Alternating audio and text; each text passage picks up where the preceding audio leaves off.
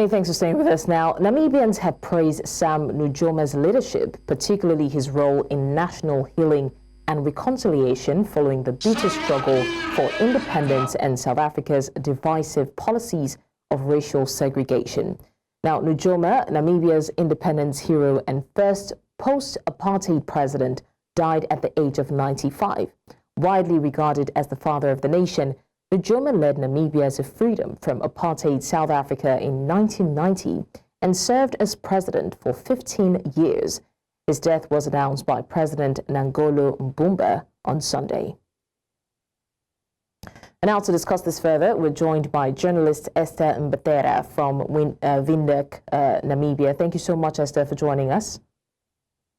Yes, thank you. An absolute pleasure. Now, Esther, how have Namibians reacted to the news of Sam Nujoma's passing, seeing how large his influence was?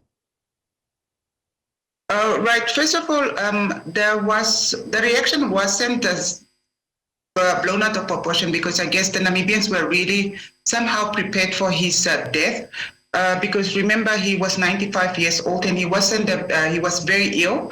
And for the last 3 weeks, or more now 4 weeks, he was in hospital, and it has been, the speculations of his passing has been coming on for a while.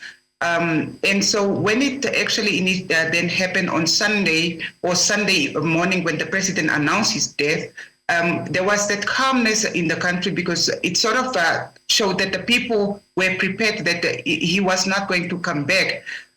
Yesterday, the former president, Hifikepunye Pohamba, also said that the last time that he visited Nujoma, he realized that it's time, it's actually time, and he has to let him go.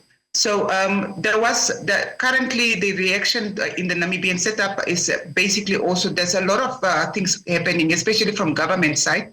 What we have currently is that all sporting activities has been put on hold, especially those that will attract a lot of spectators. Those are now your soccer matches, your athletics, and as well as netball and so on. So that is one of the issues that is going on currently. But yesterday, the Minister of Information actually came out and said, look, the school sports can continue, but everybody is going on about their business. But and a lot of people actually have been coming into the capital city to go and see the widow of the former president. They've been going to his house, because his house is just on the outskirts of Windhoek.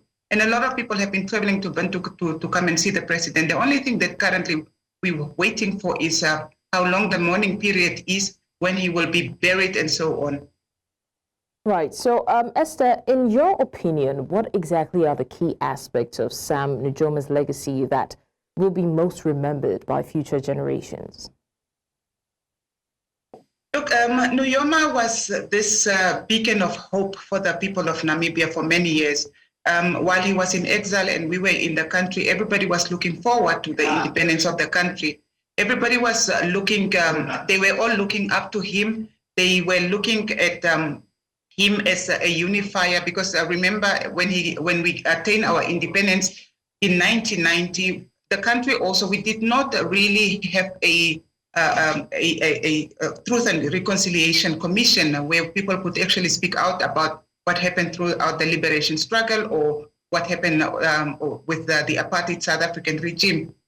It's unlike what happened in South Africa. So he was seen as this unifier, and he was also seen as because he was the liberator, he was the father of the nation, and he was a very influential figure. And I think the other thing that is coming through is that he's among those African leaders for the liberation of the African nations. He's among the last ones of those influential figures of that has now passed away, because we have seen that the Julius Nyerere have already passed, the Kenneth Kaundas have already passed, the Robert Mugabe's, even the Dos Santos of Angola, they already passed. Nujoma was basically the last among those, that crop of people. The other thing that stood out is that he still remains the only president of Namibia that actually served 3 terms.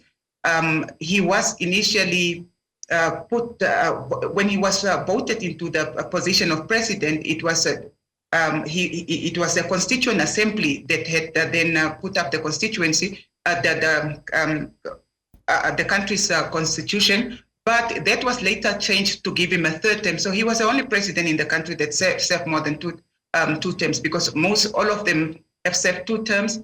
In the other African countries, if you have noticed that many African countries, you've got people that serve more than 20 years into their terms.